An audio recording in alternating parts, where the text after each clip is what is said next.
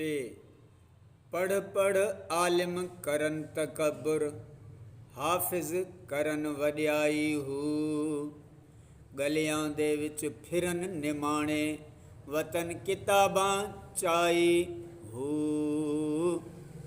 जिथे वेखन चंगा चौखा उथे पढ़न कलाम सवाई हू दुहें जहाने सोई मुठे बाहू जिन्हा खाधी वेच कमाई हू।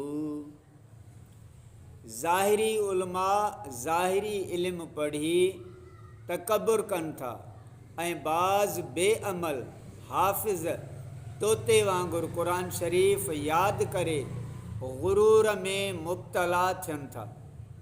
उहे वीचारा घिटियुनि में किताब खयों फिरंदा रहनि था ऐं उन्हीअ ते गुरूर कनि था।